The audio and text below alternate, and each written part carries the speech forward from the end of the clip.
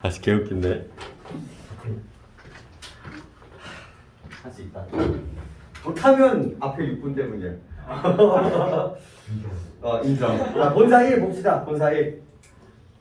이제 어디로 갑니까? 본사 1 이제 들어가니까 뭐 여러분 학교는 만폭동 폭포의 장관이라고 얘기를 하는데 본사 1은 이제 금강산 유랑이라고 생각을 하시면 됩니다. 금강산으로 이제 여행을 떠나게 되는데 자, 영중이 무사하고 시절이 3월일 때. 자, 그래서 이제 공간과 이제 시간에 대한 이야기가 나오는데 영중이 어디예요? 내가 있는 공간이라고 생각을 하시면 됩니다. 이 가명하니, 이 회양의 가명하니. 내가 마지막에 이 회양이 끝났잖아요. 그래서 여기서 열심히 다스렸던 거야. 그래서 여기가 이제 무사하고 특별한 일이 없고 시절이 3월이에요. 자, 3월은 무슨 계절이에요? 봄입니다. 이제 계절적 시월을 이제 보여줬다라고 보시면 되겠고 화천 시내길이 풍악으로 뻗어 있다라고 이야기를 하죠. 그래서 이제 풍악 동그라미 쳐볼까요? 그래서 이제 풍악.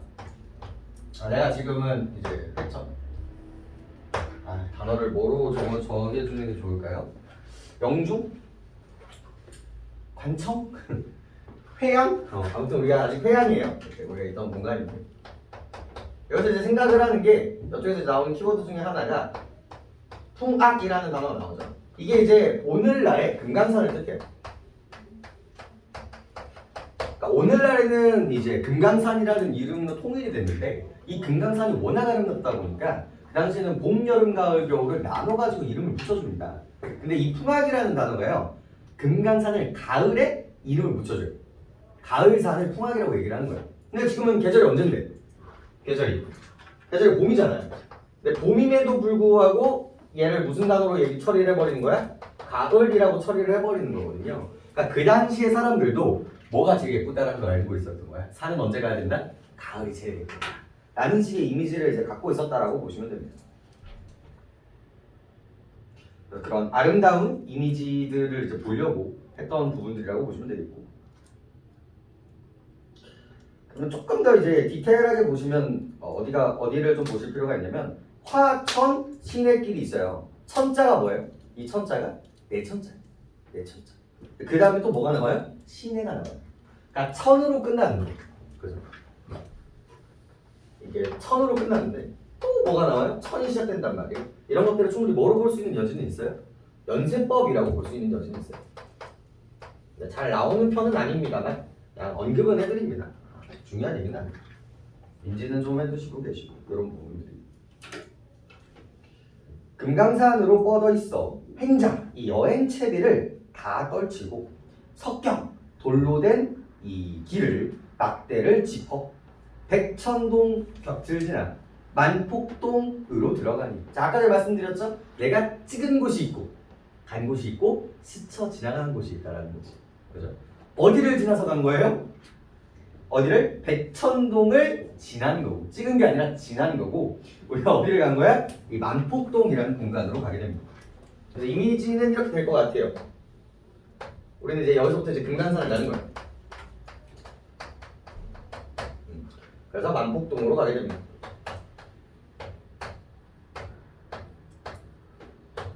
어디를 지났어? 백천동. 이 동자에 좀 포커싱을 두시면 되는데 이 동자가 폭포라고 생각을 해주시면 좋을 것 같아요. 이제 자연물들이 여기서는 크게 두 가지가 나오는데 하나가 돌기둥 같은 데가 있어요. 돌기둥 같은 데가 있고요. 그리고 또 하나가 절벽 같은 데가 있어요. 그리고 또 하나가 이제 폭포 같은 데가 있습니다. 뭐 이제 바다 쪽으로 가면 조금 다르기는 하겠지만, 그래서 이 만폭동으로 이제 들어갔고요. 이 만폭동에는 뭐가 있냐? 은 같은 무지개, 옥 같은 용의 꼬리, 섣돌며 뿜는 소리 심리에 잦아지니 들을 때는 오래더니 보는 이는 눈이로다. 자, 여기서 표현법이요 정말 많습니다. 그래서 여기에서 문제가 정말 많이 나오는데, 자, 천천히. 은 같은 무지개, 옥 같은 용의 꼬리예요. 은 같은 무지개, 옥 같은 용의 꼬리인데 지금 내가 뭘 보고 있는 거야? 폭포를 보고 있는 거야. 이 폭포를 이렇게 빗대 떼어서 표현한 거라고 볼 수가 있겠죠? 여기서는 이제 두 가지 표현법이 등장을 하는데 하나가 은유고 하나가 직유예요. 그리고 이런 비유법이 나오면 제가 항상 뭐를 강조합니까? 원관념과 보조관념을 분명하게 해야 되는데 자, 이쪽 같은 라인들은 이제 어디 무슨 법으로 이제 라인이 돼요? 뭐뭐 같은, 뭐뭐 인듯, 뭐뭐처럼 이렇게 연결어가 나오는 것들을 직유법이라고 얘기를 하고요. 그죠? 이렇게 뭐뭐는 뭐뭐다, 뭐뭐든 뭐뭐다라는 구조에서 A는 생략이 가능하다라고 했었죠? 이런 것들을 이제 은유법이라고 이야기를 하고요. 근데 결국은 다 원관념이 뭐예요? 결국은 이 네 가지 원관념이 전부 다 폭포라는 걸 확인해 주시면 돼요. 은도, 무지개도, 옥도, 용의 꼬리도 전부 다 폭포를 상징하는 단어입니다.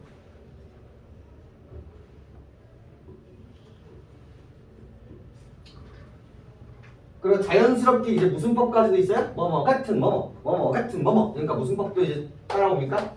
구절이 반복되고 있으니까 대꾸법도 우리가 같이 챙겨갈 수 있겠죠. 그 다음 석돌며 뿜는 소리가 심리에 잦아졌으니 자 지금 뭐예요? 키워드 소리가 되겠죠. 여기서는 청각적 심상까지도 같이 얘기를 합니다.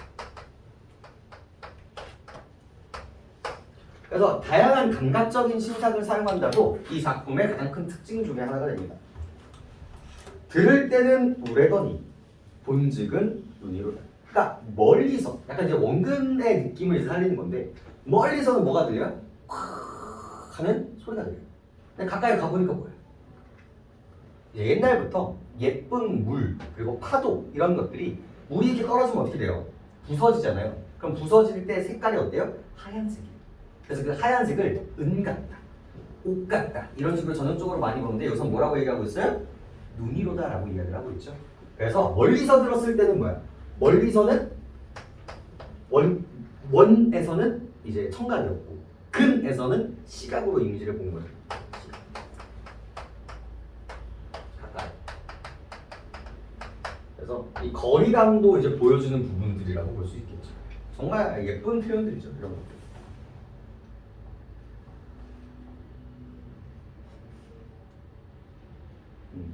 그래서 선생님이 풍압도 잡아주셨고요. 그리고 소리, 청각과 시각도 잡아주셨고요. 그리고 폭포의 은유법, 직유법, 대기법 다 잡아주셨어요. 여기는 나오겠네요.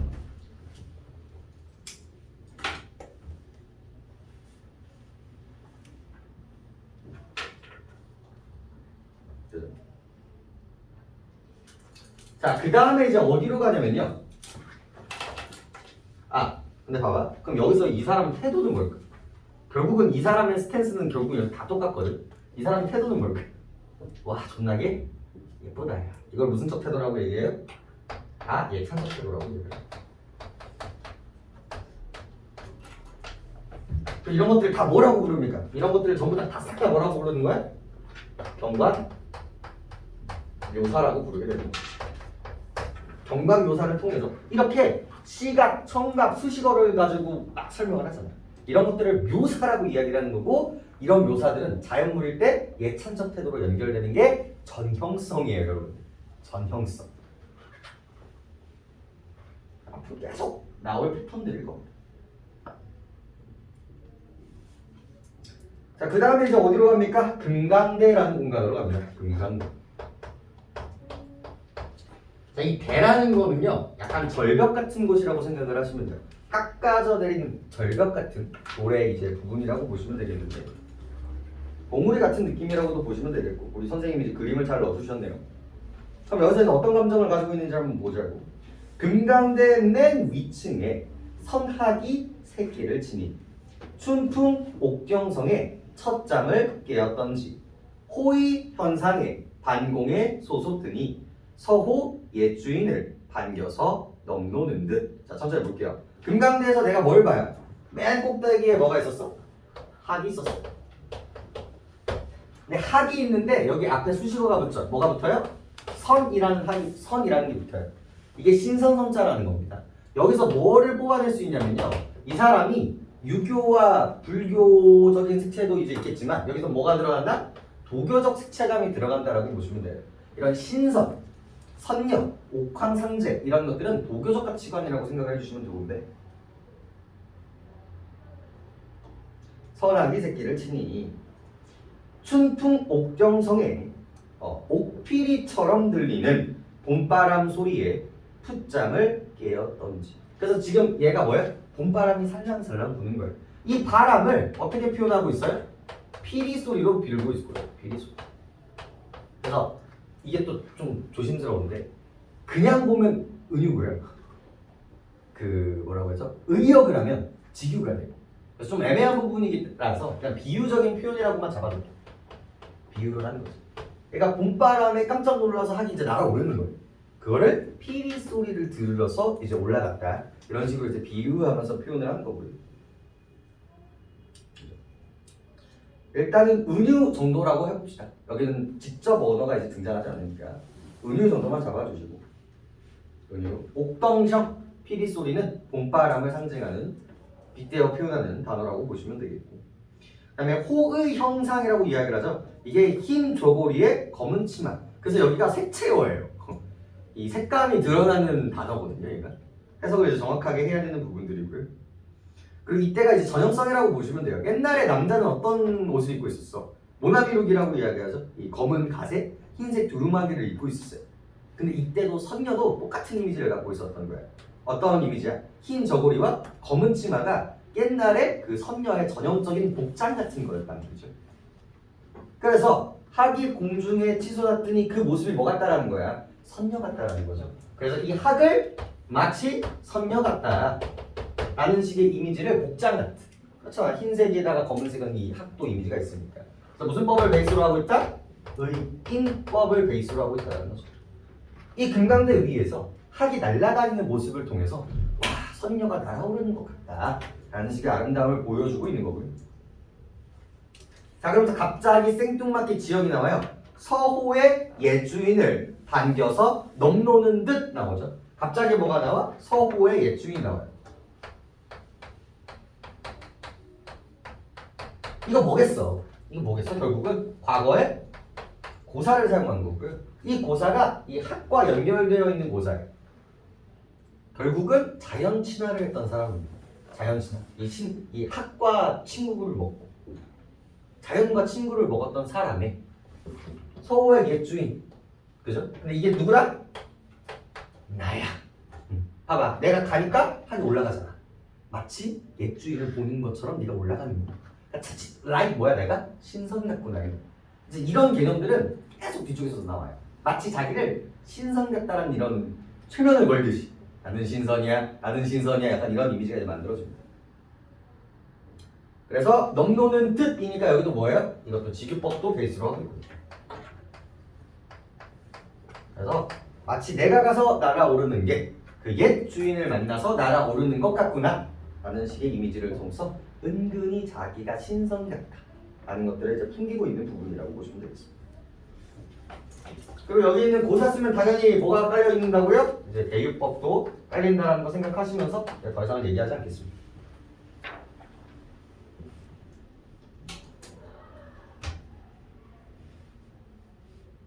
그래서 여기서 이제 좀 틀려오시는 분이 색채감 때문에 좀 틀려오는 경우가 있어요. 그럼 색채감이 어딨나요? 어디 찍으시면 돼요? 호의 현상 찍으시면 됩니다. 그러니까 색채 어느 아니에요. 그러니까 뭐라고 하지? 색채 어느 아니에요. 그러니까 빨강, 파랑 이런 느낌은 아니거든요. 그죠? 우리가 눈 이러면 색깔이 있는 건 아니잖아. 사실 색깔이 드러난 건 아니지만 이런 느낌, 색채의 느낌은 있다라고, 색채 이미지는 있다라고 보시는 게 맞겠죠.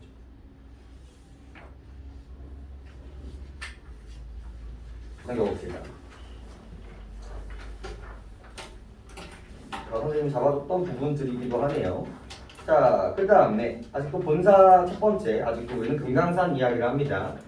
자, 소향로와 대향로를 눈 아래 굽어보고. 자, 내가 찍었어 가고 있는 중이에요. 가고 있는 중에서 아래를 보는 거예요. 그래서 이 돌 봉우리들을 작은 봉, 큰 봉을 이렇게 슬쩍 보고 가는 거예요. 나는 가고 있는 중이에요. 그럼 이제 어디로 갈까? 정향사 진월대에 고쳐올라 앉아있으니. 자, 진향사, 전향사 뒤 진월대로 갑니다. 여기도 되죠? 약간 절벽 같은 공간이라고 보시면 돼요. 아, 여기도 너무 중요한 여산의 진먼묘기 여기 다 보이는구나. 근데 여기서 여산이라는 단어가 나오는데 여산. 여산이라는 키워드가 나오는데 얘가 우리나라 공간이 아니에요. 이게 중국의 전설적인 산입니다. 중국의 아주 아름다운 산입니다. 중국의 제일 유명한 시인이라고 하면 두보라는 분이 있거든요. 이 사람이 시를 너무 잘 써가지고 신선이 될 정도로 시를 너무 잘 써서 산에서 뽑아가는 거예요. 근데 그 사람이 시를 예쁘게 쓰기 위해서 정말 전국에 있는 산을 다 갑니다. 근데 그 중에 여산이 가장 예뻤어 라고 하는 그런 고사가 내려와요. 그러니까 그때부터 이 여산이라는 공간은 뭐야? 이 세계에서 제일 아름다운 공간인 거지. 근데 내가 금강산에서 뭐야? 이 여산의 면모를 본다는 건 금강산도 그만큼 뭐하다? 아름답다라는 예찬을 이렇게 빗대어서 표현하고 있다라고 보시면 돼요. 여산의 진면목이 여기에 있구나.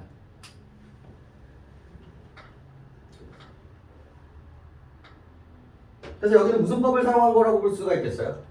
여산 뭘 의미하는 거? 금강산. 그래서 은유법을 베이스로 하고 있는 거예요. 은유법.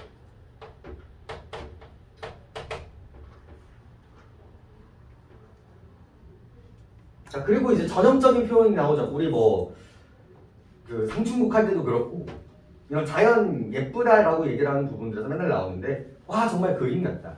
와 정말 누가 만들어 놓은 것 같다. 이런 식의 이제 이미지가 등장을 하는데 어와 감탄사 보이시고요. 조화옹이 조물주의 솜씨가 헌사토 헌사샤 감탄사죠. 헌사하구나.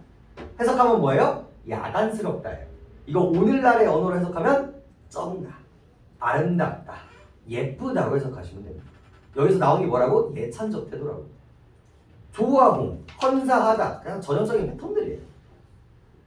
야단스럽기도 하구나, 예쁘구나, 화려하구나, 감탄이라고 보시면 되겠고요.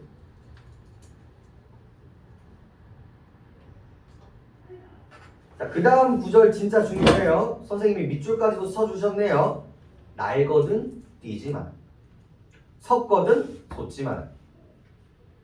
해석을 해볼까요? 날려거든 뛰지나 말던가 서있걸거든 솟지나 말던가. 즉 날기도 하고 뛰는 것 같기도 하고 서 있는 것 같기도 하고 솟아 오르는 것 같기도 하다라는 거예요. 다 지 혼자 다 한다는 뜻인 거고요. 그죠?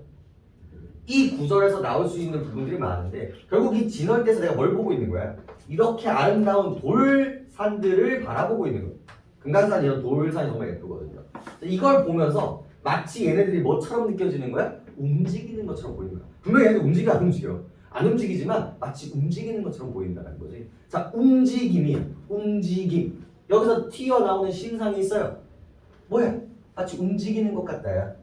무슨 심상? 동적 심상이 나오는데 뛰거나 날거나. 그래서 역자가 붙습니다. 그래서 역동적 이미지가 잡히고 그리고 배꼽번 꼭 잡아주셔야 돼요. 그리고 감탄사 보시면 되겠고요. 이런 것들을 통해서 뭐야? 거기에 있는 생동감, 현장감을 이제 올려주고 있다라고 보시면 되겠습니다.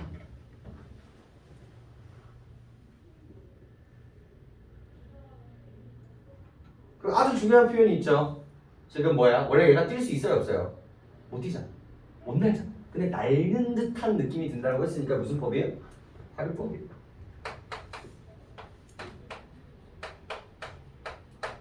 반드시 잡아줘. 여기서 이제 많이 나오는 것들이 많이 나오죠. 그리고 이거 전 작품이 면양정가의 영향을 받았다는 이야기가 나와요. 이게 문제를 푸시다 보면 이제 종종 나올 건데 면양정가 구절에 우리 나눠드린 프린트 볼까요? 그 네모칸의 세 번째, 네모칸의 이제 세 번째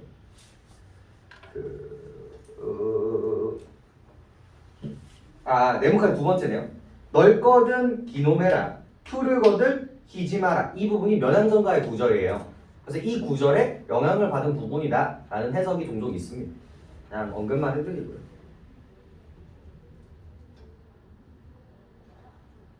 자, 그 다음에 여기에 대한 경관모사가 계속 지속되고 있는 거예요. 부용을 꽂은 듯, 연꽃을 꽂은 것처럼, 배곡을 묶었는 듯. 자, 무슨 법입니까? 지류법이죠. 직유법, 대꾸법을 통해서 지금 이 경우가 너무 예쁘다. 그러니까 진월대를 예쁘다라고 표현하는 게 아니라 이 진월대 위에서 보고 있는 이 아름다운 봉우리들을 다 예쁘게 예찬적 태도로 얘기하고 있는 부분이라고 보시면 돼요.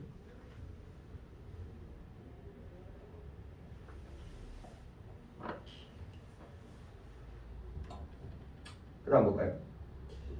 동명을 박차는 듯, 이게 동해를 뜻해요. 동해를 박차는 듯, 북극을 베었는 듯. 그러니까 내가 이걸 보고 있으니까 뒤에 뭐도 보여? 뒤에 바다도 보여. 바다도 보여. 그러니까 바다 위에 마치 이게 이렇게 있으니까 마치 뭐야? 동해를 박차고 이렇게 서 있는 듯한 느낌이 드는 거야. 그리고 이렇게 쭉 박차다 보니까 여기 뭐야? 위에 별이 이렇게 딱 떠 있는 거지. 마치 별을 받치고 있는 듯한 느낌이 드는 거예요. 근데 봐봐. 그 당시에 조선시대 때 하늘 위에서 반짝이면서 백성들을 다 비칠 수 있는 존재는 해, 달, 별 얘를 뭐로 해석한다? 임금님으로 해석하게 되는 거죠. 그래서 북극과 하늘은 뭐를 상징하기도 하는 거야? 임금님으로 해석될 수 있는 여지가 만들어진다는 거죠. 그죠? 그래서 동명을 맞췄는 듯, 북극을 괴었는 듯. 그래서 마치 얘가 신하를 빗대어서 표현하는 거고, 얘가 임금님을 빗대어서 표현한 거라고 이제 확인을 해주시면 되겠고요. 여기서 표현법이 4개가 튀어나와요. 직유, 대구, 화류, 의인이 여기서 튀어나와요. 물론 화류와 의유는 이제 하나로 묶을 수 있는데, 그럼 여기서 이 산, 이 돌산은 마치 누구를 뜻한다라고 보시면 돼요? 자기 자신을 뜻한다라고 보시면 됩니다. 내가 임금님을 떠받드는 것 같은 느낌을 보여준다라는 거고, 이거는 자신의 이제 지조와 충절을 보여주는 이야기로 이제 확대되기 시작을 합니다. 이런 것들이 이제 직접이야 간접이야라고 했을 때 간접적으로 드러내고 있다라고 보는 거고, 자 그럼 자연스럽게 그 다음 구조를 한번 볼까요? 높을시고 망고대야 외로울샤 혈망공하여. 자 높다 왜 높을까? 지조와 절개가 높은 거예요. 외롭다 왜 외로울까? 원래 간신 속에서 지조를 지키는 충신은 외로울 수밖에 없거든. 표현법 중요해요. 높을시고 망고대야 순서가 바뀌었어요. 외롭구나 혈망공하 순서가 바뀌었어요. 그래서 무슨 법입니까? 도치법 잡아주시고요. 감탄하고 있으니까 영탄법이고요. 얘들 감정 보여주고 있으니까 의인법이고요. 똑같은 구절 반복되고 있으니까 대꾸법까지 보시면 되겠고요. 결국은 이 대들 혈망공은 결국 또 누구를 의미하게 되는 거예요? 화자 자신을 의미하게 된다는 거죠.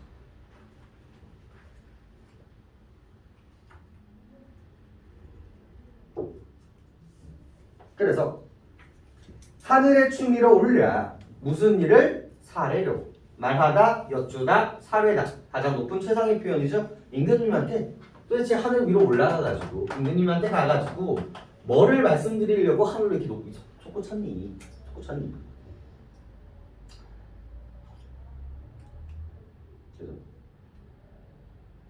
천만겁 지나도록 굽힐 줄을 모르난다. 자, 난다. 5개. 여러분들은 반드시 외워주셔야 되는 어미 중에 하나죠. 이것도 아까 전에 말씀드렸죠? 니은다. 뭐야? 2인칭일 때 의문형 어미였어요. 굽힐 줄을 모르는가? 그 다음에 너로구나. 너 같으니 또 있겠는가야. 있다고 없다고? 없다고. 굽힐 줄을 모르는 게 아니야. 몰라. 이거 무슨 법이에요? 서리법이 되겠죠. 그래서 이 부분에서는요, 서리법을 기반으로 자신의 지조와 절개를 표출하고 있는 부분이라고 해석을 하시는 게 자연스럽겠죠. 엄청 많이 나오죠. 도치법도 나오고, 의인법도 나오고, 영탄법도 나오고, 영탄자 어조가 좀 맞긴 한데 다 나와요.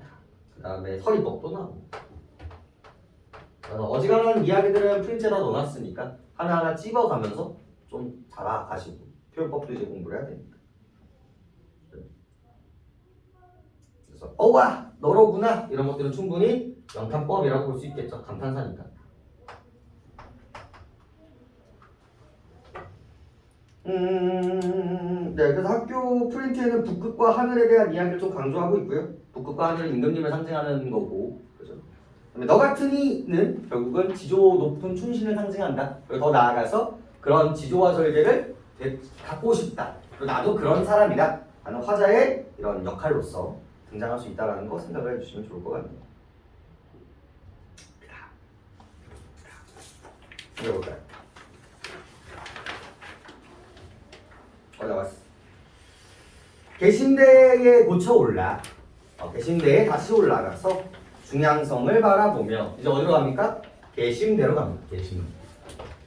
또 개신. 이것도 이제 나중에 한 번 더 말씀드리겠지만 약간 느낌을 보시면 되는데 딱 가자마자 어디 가요? 폭포로 들어간단 말이야.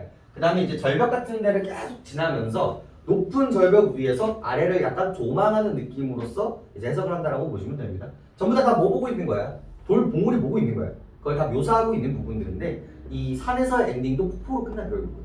그래서 이제 이 절벽을 보고 있는데 12,000봉을 넉넉히 헤아려 보니 12,000봉을 여기 또 아래에서 또 이제 산들을 보고 있는 거예요. 또 산들을 보고 있는데 산들을 보고 있는데 수많은 산들을 보고 있는데 봉마다 맺혀 있는 끝마다 서린 기운 맑거나 좋기만 좋거든 맑기만 이 구절을 정말 좋아하죠.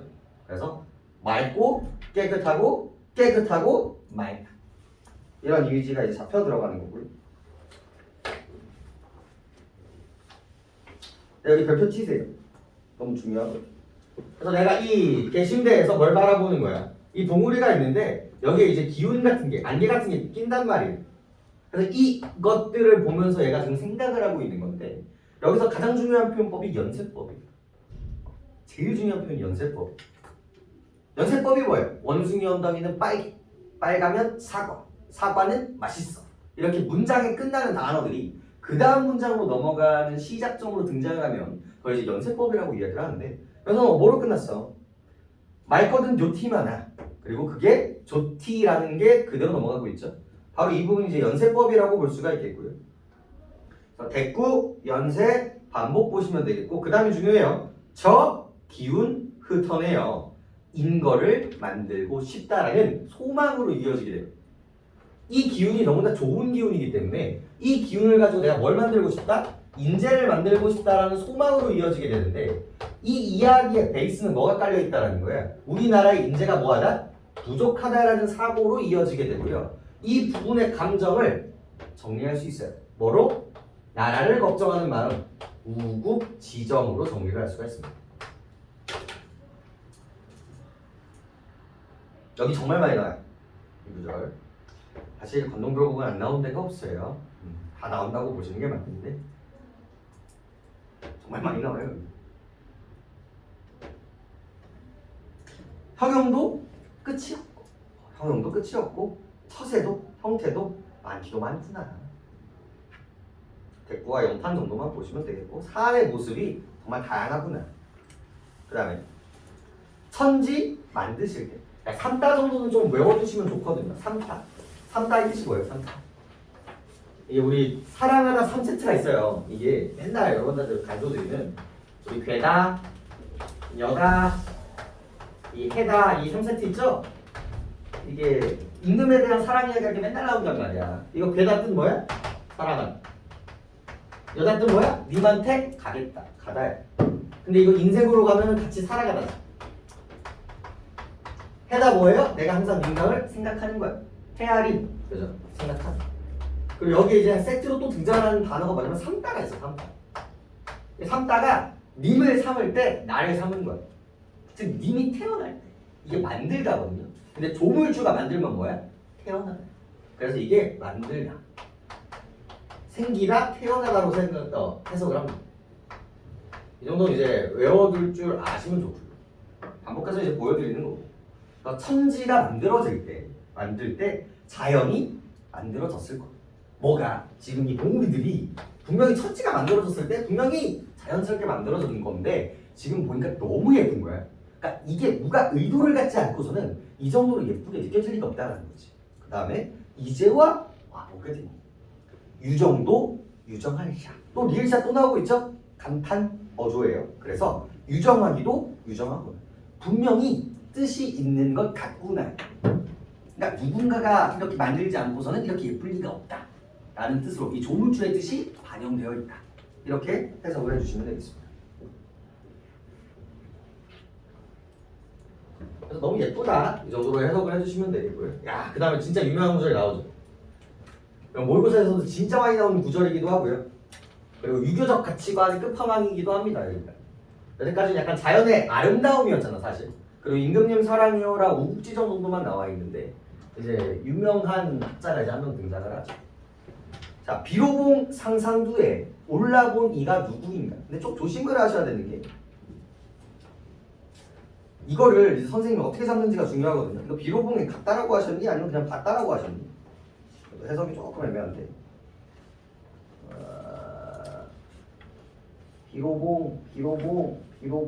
비로봉 안 잡으셨어요. 네. 비로봉 안 잡으셨거든요. 만폭동, 금강대, 진월대, 계심대까지 찾았고요. 네, 안 잡으셨네요. 자, 비로봉 내가 여기서 이 계심대에서 뭘 바라보고 있는 거냐면 뭘 바라보고 있는 거야? 상상도를 바라보고 있는 거야. 비로봉 상상도.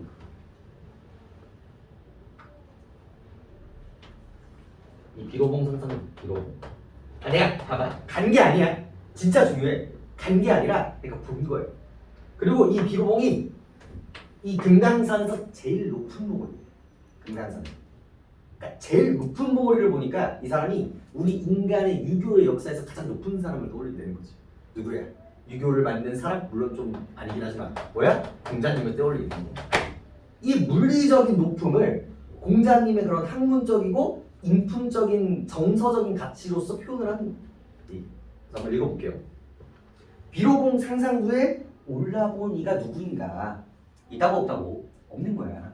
그 다음에 동산 태산이 어느 것이 높은 것인가? 동산이랑 태산이랑 나오는데 이게 공자가 얘기를 했었던 공자가 얘기를 했었던 어미를 말하면 맹자지만 아무튼 그런 맹자님 공자님으로 통일할게요. 맹자님 공자님이 얘기를 했었던 고사 중에 나왔던 산들이에요.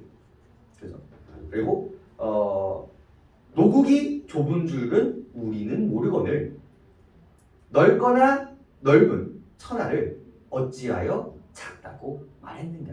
자, 무슨 생각을 하냐면 여기에서 야 진짜 높다. 그러니까 저기를 못 올라간들 상관이 없겠는데. 그 가장 높은 것을 보니까 누구를 떠올려? 공자를 떠올리는 거고. 자, 공자의 이제 에피소드 하나를 떠올리게 되는 거예요. 그래서 그 에피소드를 선생님이 이제 잡아주셨거든요. 여러분 프린트에 맨 마지막에 있어요. 프린트에 네 번째 동그라미에 있죠. 맹자라는 책에 보면 공자가 동산에 올라가 노나라가 좁다라고 말하였고 태산에 올라가 보고 천하가 좁다라고 하였다라는 말이 나옵니다. 즉, 이 공자님이 어디에 올라가서 산에 올라가가지고 여기를 보고 더 높은 산에 와가지고 이거를 봤는데 다 뭐라고 얘기해? 좁아 라고 얘기를 했던 거야. 그래 봐봐. 중국은 뭐야? 개 커요. 우리나라 요만하잖아. 중국 이만하단 말이야. 근데 이 사람은 중국을 보고도 뭐야? 너무 좁아라고 얘기를 하는 거야. 근데 이건 물리적으로 좁다라는 게 아니라 뭐예요? 정서적으로 좁다라는 거지. 나의 가치를 펼치기에는 이 나라가 너무 작다라는 거야. 이 정서적으로. 그거를 조금 유식한 말로 뭐라고 부르냐면요. 그러니까 오늘날에는 호부 많이 나오지만 호연지기라고 얘기합니다. 15개 정말 많이 나온 단어입니다. 그래서 이 비로봉 상상도를 보면서 뭘 떠올리냐면 공자의 호연지기를 떠올려요. 이 넓은 땅덩어리도 이 천하도 공자님이 좁다라고 느꼈구나. 나는 여기가 높아 뒤지겠는데 너무 넓어 죽겠는데 우리 공자님은 그러지 않았구나. 정말 대단하구나. 그래서 이거 뭐야? 예찬이야. 사장님 너무 훌륭하십니다. 그래서 어우와 저 지위를 어이하여 할 수 있겠는가? 안다 모른다? 모른다. 지금 서류 계속 나오고 있죠. 오르지 못하거니 내리한 것이 배이할까? 이상할 것인가? 라고 이야기를 하고 있죠. 이상하다 이상하지 않다? 이상하지 않다. 자 보세요. 포인트야. 야 여기서 감정 긍정이야 부정이야? 내가 못 올라갔어. 감정 긍정이야 부정이야? 긍정이야 부정이야? 긍정으로 때려야 돼요. 못 올라갔다라고 보는 것 때문에 부정처럼 느껴지지만 사실 이거는 긍정적인 감정이에요. 뭘 하는 거야? 공자님의 높은 호연지기를 예찬하는 모습인 거고. 그래서 내가 못 올라가는 건 당연한 거고 공자님 최고예요! 라고 하면서 이제 마무리를 하고 있는 거죠. 그래서 그 경지에 오르지 못하니 난 내려가는 것도 상관이 없다라고 생각을 해주시면 되겠습니다. 그래서 호연지기를 흠모했다라고 보시면 되겠죠. 됐습니다. 넘겨보시죠. 됐고요. 서리법만 조금 챙겨주세요. 서리법 정도만. 서리법이고 이제 비교법 정도가 되겠죠. 비교 대조법, 공자님과 나의 그런 대비 이런 정도만 챙겨주시면 될 부분이 됐네요. 고사를 사용했다 정도도 뭐 다양한 이야기고.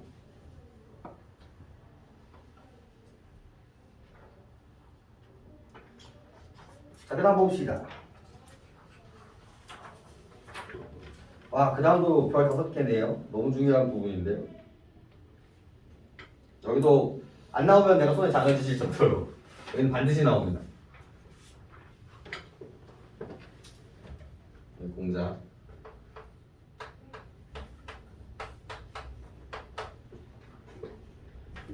아직까지 계징대에서의 이야기였죠. 이런 얘기들을 보시면 되고. 자, 어디로 갑니까? 이제 활용소로 갑니다. 활용소. 계징대에서 활용소로 넘어갑니다. 다시 한번 말씀드리지만 선생님이 찝어주신 공간으로 가야 돼요. 나머지 공간들은 내가 간 게 아니라 본 것들이야. 그거 잘 구분하시고. 자, 활용소 원통골 가는 길로 사자봉을 찾아가니. 지금 다 공간인 거거든요. 그 앞에 넓은 바위가 활용소가 되어 있습니다. 자, 소라는 단어 있죠. 활용소거든요. 이 소라는 건 연못이라고 생각을 하시면 됩니다. 그러니까 물의 이미지인 거예요. 물의 이미지.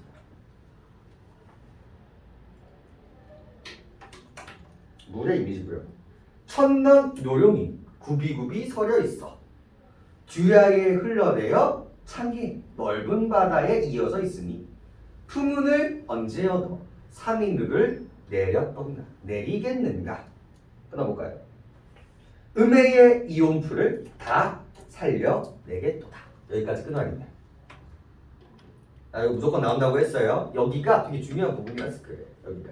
자, 내가 활용소를 보면서 이 물줄기들이 있었을 거란 말이지. 여기에서 얘를 뭐를 떠올리게 되는 거예요? 용을 떠올리게 돼요. 노용을 이제 떠올리게 되는데, 동양에서, 그러니까 서양의 용과 동양의 용은 좀 이미지가 달라요. 서양의 용은 되게 욕심쟁이의 이미지가 좀 세. 맨날 공주 납치하다가 가고, 맨날 그 황금 되게 탐욕스럽게 착하고 막 그런단 말이야. 근데 동양의 용은요 되게 긍정적이에요. 왜냐면 얘가 날씨를 다뤄요. 날씨를 다룬다는 건 우리나라가 농업국가라는 거와 크게 연관이 있어요. 얘는 비를 내릴 수가 있는 거야. 그러다 보니까 날씨를 관장하는 용은요 무척이나 소중한 존재가 된다는 거지. 근데 이 용을 뭐의 이미지까지도 같이 갖고 계시면 이제 비의 이미지를 갖고 계시면 이게 선정의 이미지까지도 같이 연결이 된다는 걸 알 수가 있는 거예요.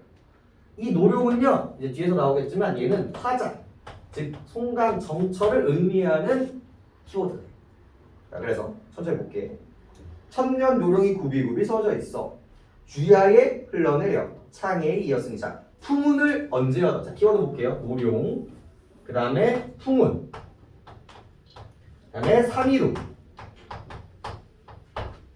그 다음에 이온풀. 자, 보시면 자, 전부 다 은유법이에요. 전부 다. 자, 노룡은 뭐를 의미한다고요? 화자. 자, 풍운은요 좋은 시기 혹은 임금님의 은총이에요.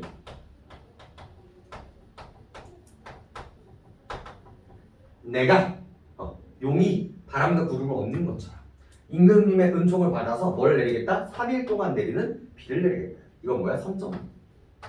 좋은 정치. 그렇게 되면 죽은 풀을 내가 뭐 하겠다? 살리겠다. 이거 뭐로 의미해요? 백성. 아주 오래전부터 이 풀이라는 소재는요 뭐로 사용을 많이 했다는 걸 알 수가 있는 거야? 백성이라는 걸 알 수가 있는 거야. 현대시에서도요 풀, 잡초, 보리 같은 경우는요 일반 민중들을 상징하는 소재로서도 이어져 내려오고 있습니다. 여기서부터 이제 시작이었던 거죠.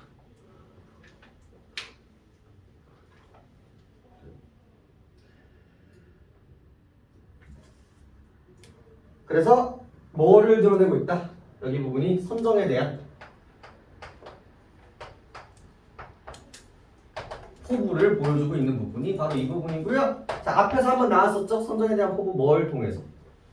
이 지역 똑같네. 우리 회양이랑 똑같네. 극단유의 모습을 내가 보여주겠다. 이 지점과 거의 동일한 가치관을 갖고 있다라고 보시면 됩니다.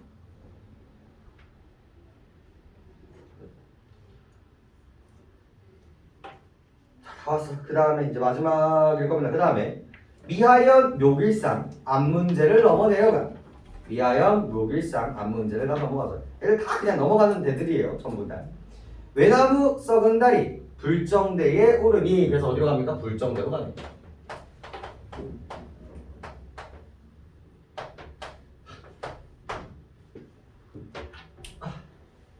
지웠어. 불정대로 가니.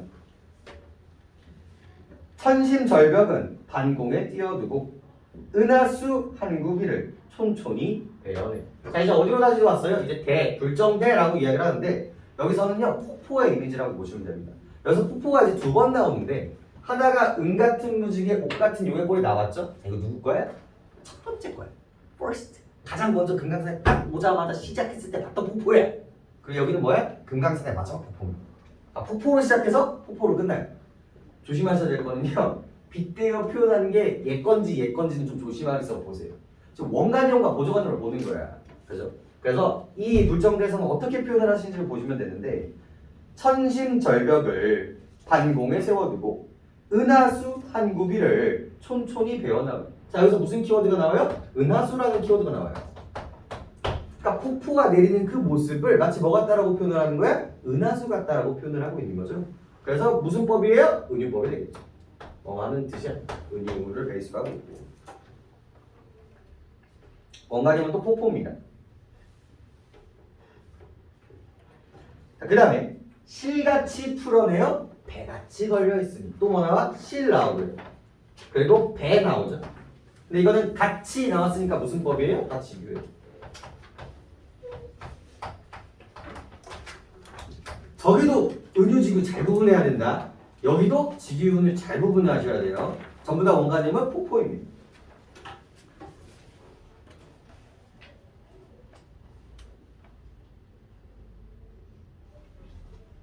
그 다음에 도경 12구비 내 봄에는 여럿이다. 자, 도경이라는 게 뭐냐면요, 요즘으로 따지면 지도와 그림책을 합쳐놓은 부분이라고 보시면 됩니다.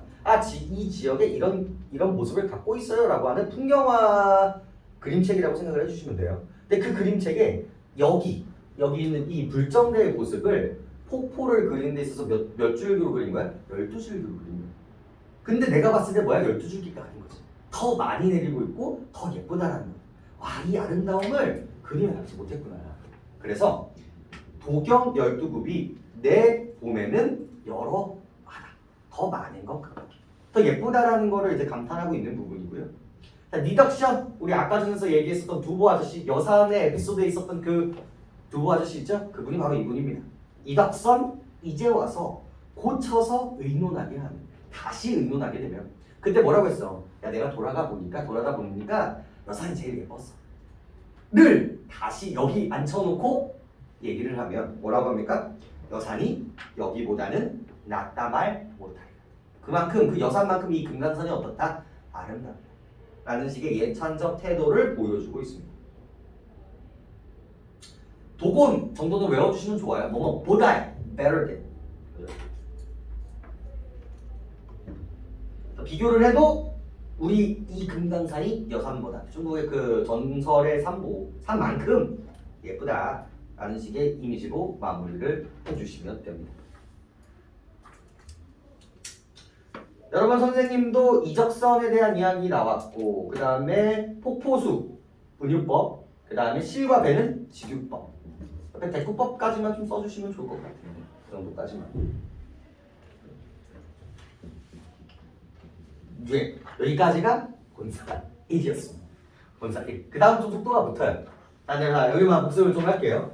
자, 본사 1 와가지고 내가 어디서 출발을 해요? 회양에서 이제 출발을 합니다. 그러면서 이 가는 길을 살짝 이제 묘사를 해요. 봄이야, 너무 예뻐, 가을만큼 예뻐. 그러면서 푸란이라는 단어도 나오는 거고, 그죠? 그리고 딱 들어가는데 근데 뭐가 있어요? 폭포가 있는 거예요. 근데 그 폭포가 멀리서는 唰 소리가 들리는 거죠. 청각적 이미지. 근데 가까이 가보니까 뭐예요? 그래서 시각적 이미지까지 이제 보여주는 거고요. 그래서 이거를 원경과 근경의 대비를 보여주고 있다라도 괜찮은 얘기야. 원경 근거에 대한 이미지. 그래서 은 같은 무지개 옷 같은 용의 꼬리로 그 폭포를 비유를 했고 그래서 이제 지규와 은유를 좀 구분을 잘 해라.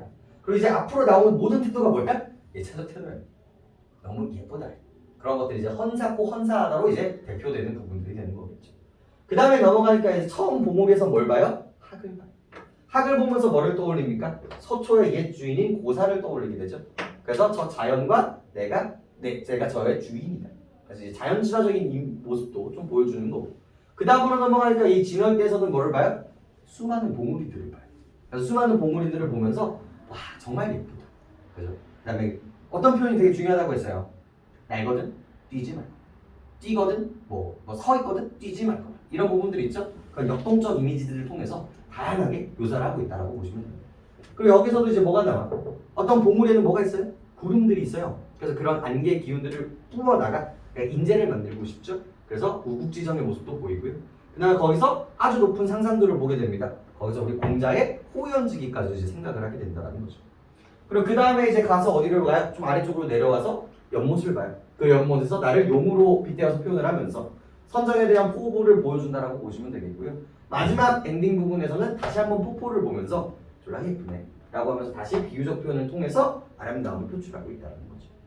보시면요 느낌이 약간 선정에 대한 포부, 유교적 사고방식, 나라에 대한 걱정, 그렇죠? 이런 것들이 도교에 비해서 훨씬 더 많이 나와 있죠. 근데 이제 본사 2로 넘어가면요 도교만 나옵니다. 약간 점점점 신선에 취하는 거. 점점점 이 속세에서 벗어나서 점점점 자연에 취하는 거. 그래서 그런 얘기들이 이제 본사 2에서 등장을 하게 됩니다. 끊고 갈게요.